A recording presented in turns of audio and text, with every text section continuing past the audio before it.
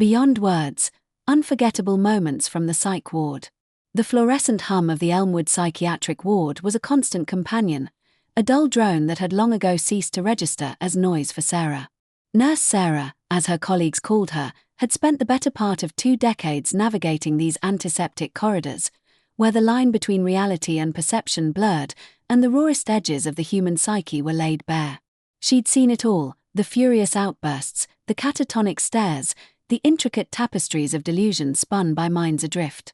Yet, despite the routine, despite the thick skin she'd cultivated over years, there were moments, fleeting and profound, that still reached deep inside her, twisting her gut or catching her breath, leaving her utterly speechless. These weren't the dramatic crises that called for quick action, but the quiet epiphanies, the wordless communications that transcended diagnosis and offered a glimpse into the resilient, often beautiful, core of fractured souls.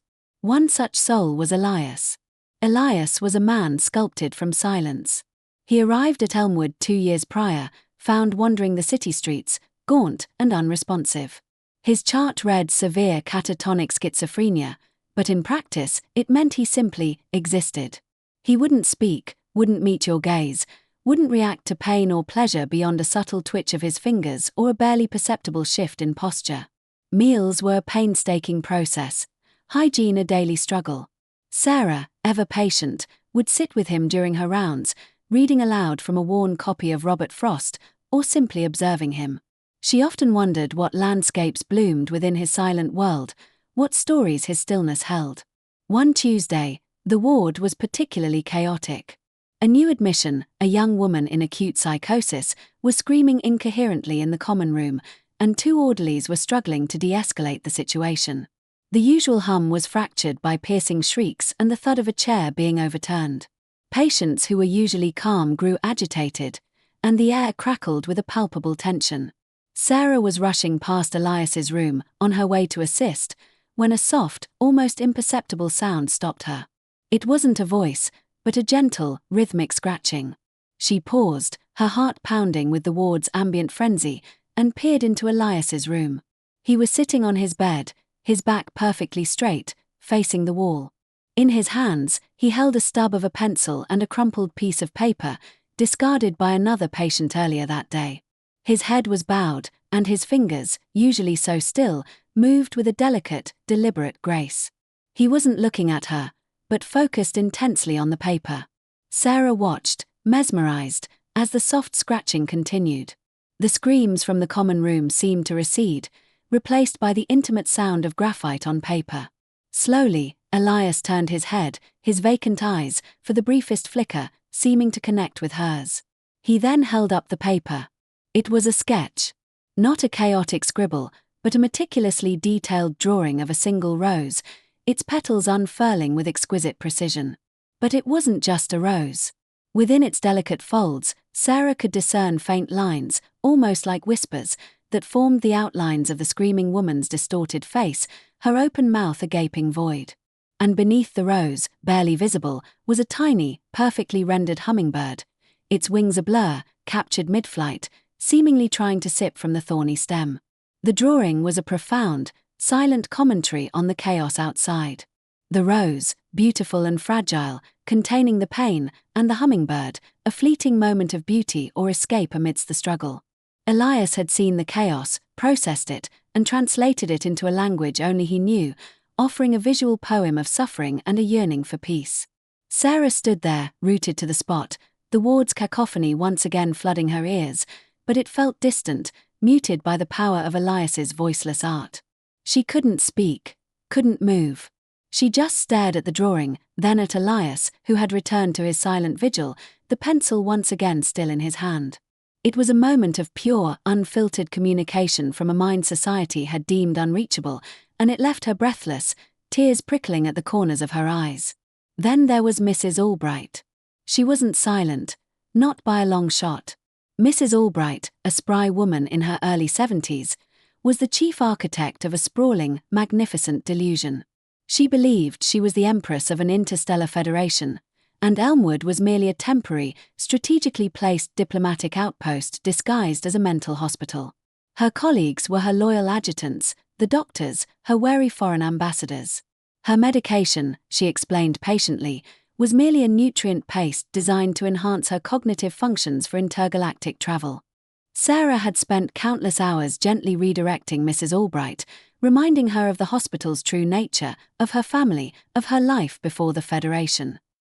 It was a delicate dance, balancing therapeutic reality with empathetic validation. One evening, Mrs. Albright called Sarah into her room with an air of grave urgency. "Nurse Sarah," she began, her eyes sparkling with an almost childlike excitement, "I require your assistance with a most pressing matter. The energy conduits from Sector Gamma are fluctuating, threatening the stability of the entire quadrant." She pointed to a tangled mess of 4 lines and medical tubing that had somehow found its way onto her bedside table. "These," she declared, gesturing grandly, "are the primary conduits.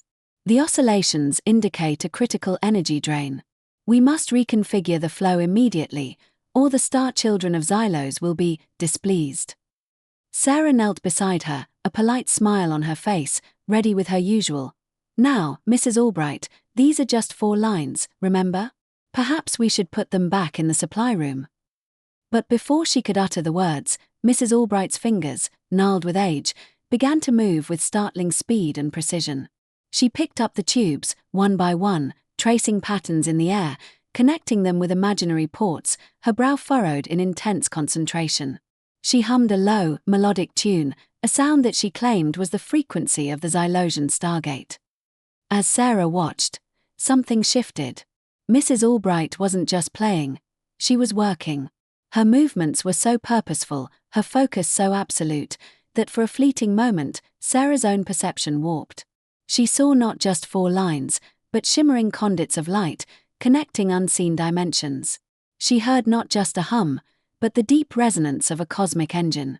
Mrs. Albright, in her fervent belief, had woven such a rich, detailed reality that it momentarily enveloped Sarah, drawing her into its intricate, fantastical logic. Mrs. Albright meticulously connected a blue tube to a green one, then threaded a clear one through a loop she'd formed, muttering about diverting plasma flow through the crystalline matrix. Her eyes, usually clouded by her condition, were alight with a brilliance that was both chilling and captivating. In that instant, Sarah understood the profound, almost artistic, effort of her delusion. It wasn't random chaos, it was a complex, self-sustaining world, built piece by painstaking piece, to make sense of a reality that perhaps, for Mrs. Albright, was too harsh to bear. When Mrs. Albright finally leaned back, exhaling deeply and declaring, "The quadrant is stabilized, nurse. You have been instrumental," Sarah could only nod. She couldn't bring herself to break the spell immediately. She was speechless not because of disbelief, but because for a moment she had been a participant in a reality so utterly convincing, so beautifully constructed, that it had eclipsed her own. It was a testament to the mind's limitless capacity for creation, even in its most vulnerable state. Years later, a young man named Liam arrived. He was barely out of his teens, his body thin, his eyes haunted by a pervasive, suffocating anxiety. Liam suffered from selective mutism, a cruel twist of fate that rendered him voiceless in social situations, despite possessing a sharp intellect and a vibrant inner world. He would write incessantly in a small, tattered notebook, his thoughts pouring onto the pages, but he couldn't vocalize a single word. He reminded Sarah of a younger Elias, but with a different kind of imprisonment. Sarah tried everything she knew: gentle coaxing, expressive therapy, even just sitting in companionable silence, as she had with Elias. Nothing worked. Liam remained locked within himself. One particularly difficult afternoon, Liam had a panic attack. His breathing became shallow, his body trembled uncontrollably, and he curled into a tight ball, his face buried in his knees. Sarah sat beside him, rubbing his back gently, murmuring reassurances. The psychiatrist had tried to speak to him, but Liam only shook his head, unable to respond. Remembering Elias, Sarah had an idea. She knew Liam loved to sketch. His notebook was filled with intricate, fantastical creatures. She pulled out a blank piece of paper and a fresh set of colored pencils from her supply cart. Without a word, she began to draw a simple outline of a forest, tall trees reaching towards the sky. She wasn't an artist, but she hoped the action would bypass his verbal block. Liam, still trembling, slowly lifted his head, his eyes, red-rimmed and wide, fixed on her hand. Sarah continued to draw, slowly, deliberately. She added a winding path, a hidden stream. Then, she pushed the paper and pencils towards him. She made eye contact, a silent invitation. For a long moment, Liam just stared at the paper.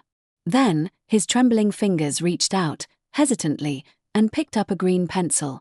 With painstaking slowness, he began to fill in the leaves of her trees. Sarah waited, her heart thrumming. He didn't stop there.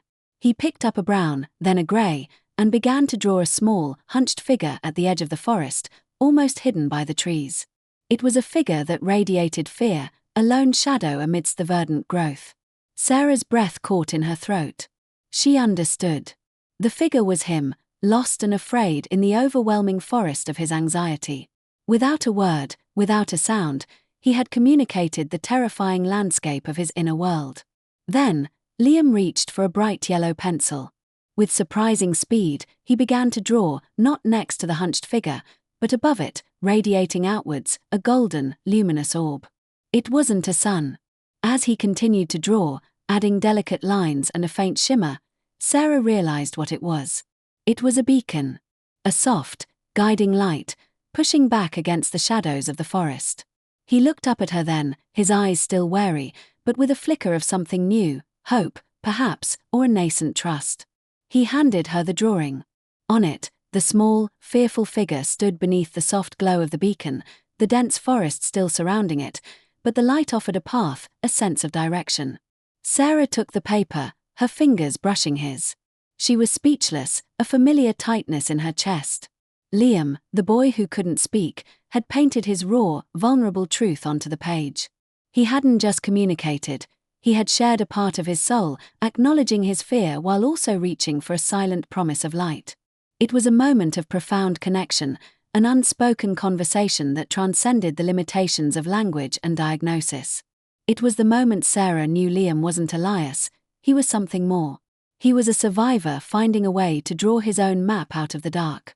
Elmwood Ward remained Elmwood Ward, a place of profound challenges and occasional triumphs. Sarah continued her rounds, tending to bodies and minds, offering medication, therapy, and a steady, empathetic presence. The hum of the fluorescent lights remained. But tucked away in the deepest recesses of her memory, like precious, unspoken treasures, were the moments that left her speechless. Elias's silent rose, Mrs. Albright's cosmic conduits, Liam's illuminated forest. They were reminders that true understanding often bypassed words, that the human spirit, even when fractured, possessed an astonishing capacity for expression, resilience, and connection. These were the moments that defined her calling, the quiet miracles that kept her coming back, day after day, year after year. For in the wordless spaces, amidst the perceived madness, she found the purest form of humanity.